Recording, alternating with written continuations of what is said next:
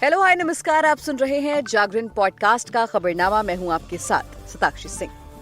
आज तारीख है 26 सितंबर की और दिन है मंगलवार का। चलिए आपको बताते हैं आज दिन भर की तमाम बड़ी खबरें, लेकिन उससे पहले बुलेटिन की शुरुआत करेंगे सुर्खियों के साथ। लखीमपुर कांड के मुख्य आरोपी आशीष को राहत, जमानत की शर्तों में सुप्रीम कोर्ट ने किया बदलाव। मोदी बोले, मुझ पर लोगों को जेल भेजने का आरोप। G20 यूनिवर्सिटी कनेक्ट प्रोग्राम में कहा, देश का माल चोरी करेंगे तो जगह कहां होगी। दिल्ली की सबसे बड़ी चोरी, ज्वेलरी शोरूम में सेंध लगाकर चोरों ने उड़ाए 25 करोड़ के जेवर। खालिस्तानी आतंकी निज्जर की हत्या 6 लोगों ने की। सिख गेटअप में 2 गाड़ियों में आए थे लोग। केंद्र का दावा, आधार दुनिया की सबसे भरोसेमंद डिजिटल आईडी। मूडीज की रिपोर्ट खारिज की। दादा साहेब फाल्के अवार्ड वाहिदा रहमान को मिलेगा। सम्मान पाने वाली 8वीं महिला कलाकार बनी। भारत को घुड़सवारी में गोल्ड। 1982 के बाद पहला इबाद अली ने ब्रॉन्ज जीता। दोस्तों, आज के लिए हेडलाइंस में फिलहाल इतना ही। इस एपिसोड के अंत में आपको बताएंगे कि कावेरी जल विवाद पर बेंगलुरु बंद हो गया है। आखिर ये कावेरी मसला है क्या, जिसको लेकर बेंगलुरु में इतना हंगामा मचा हुआ है। सड़कों पर सन्नाटा पसरा हुआ है। धारा 144 लागू कर दी गई है। 20 लोगों को डिटेन कर लिया गया है।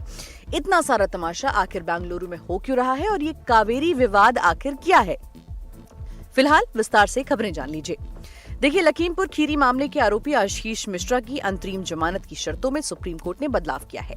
अदालत ने आशीष मिश्रा को दिल्ली में रहने की इजाजत दी है। बीमार मां की देखभाल और बेटी के इलाज कराने के लिए दिल्ली आने की इजाजत भी दी गई है। सुप्रीम कोर्ट ने शर्त लगाई है कि वो विचाराधीन मामले में संबंध में किसी भी सार्वजनिक समारोह में भाग नहीं लेंगे। साथ ही उन्हें मीडिया को संबोधित करने की इजाजत भी नहीं दी गई है।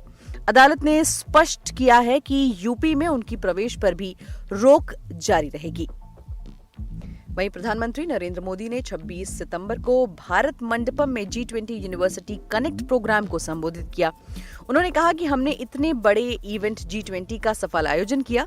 मैं बिल्कुल हैरान नहीं हूं, क्योंकि जिस कार्यक्रम को सफल बनाने की जिम्मेदारी यूथ उठा लेता है, उसका सफल होना तय हो जाता है। आप लोगों की वजह से भारत हैपनिंग प्लेस बन गया है। प्रधानमंत्री ने यह भी कहा कि मुझ पर लोगों को जेल में डालने के आरोप हैं। आप बताएं, जो देश का माल चोरी करेंगे तो जगह कहां होनी चाहिए।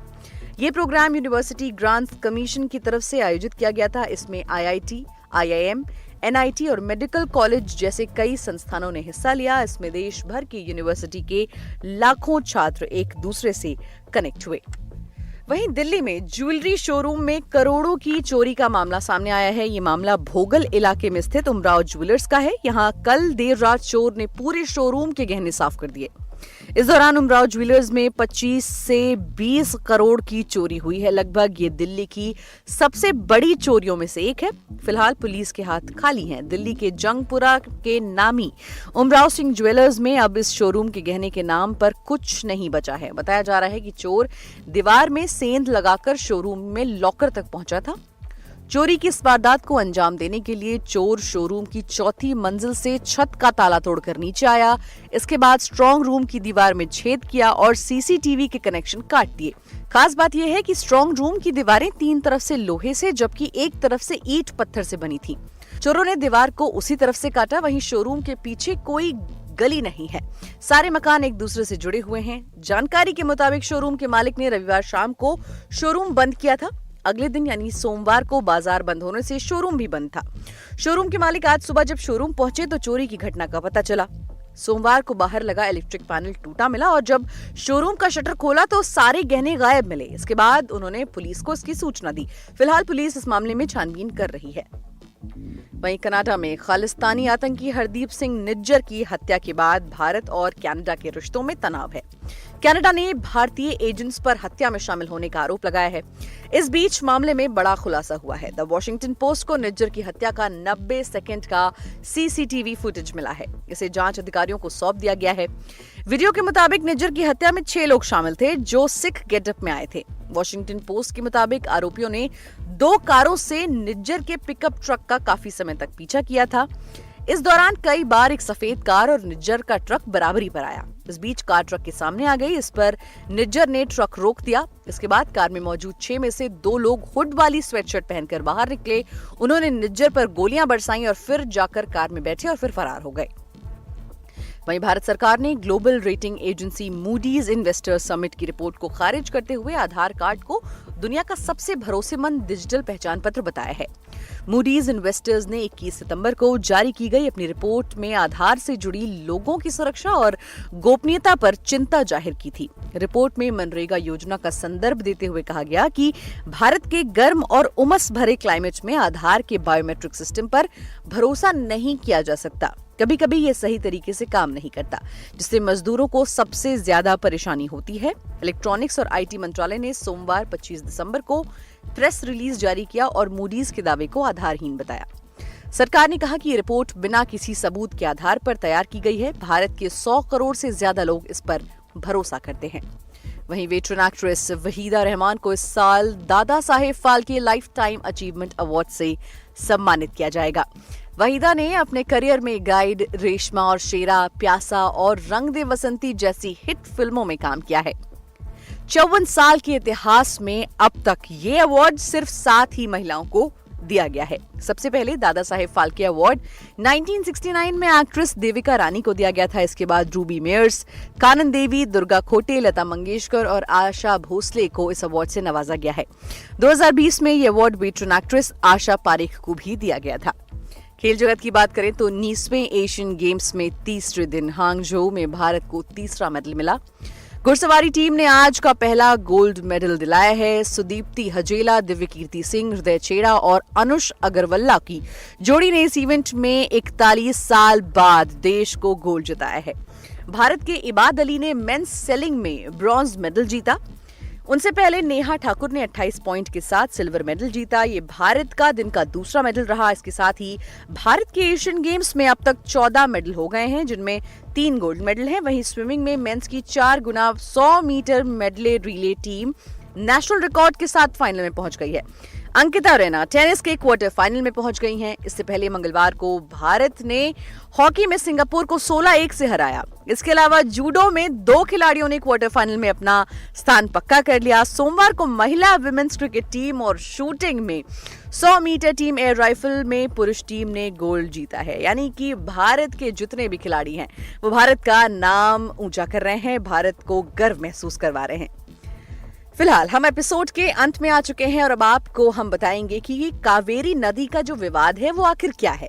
देखिए, पड़ोसी राज्य तमिलनाडु को कावेरी नदी का पानी छोड़े जाने के खिलाफ कर्नाटक में विरोध प्रदर्शन जारी है। इसी विरोध के तहत इस सप्ताह 2 दिन बंद बुलाया गया है।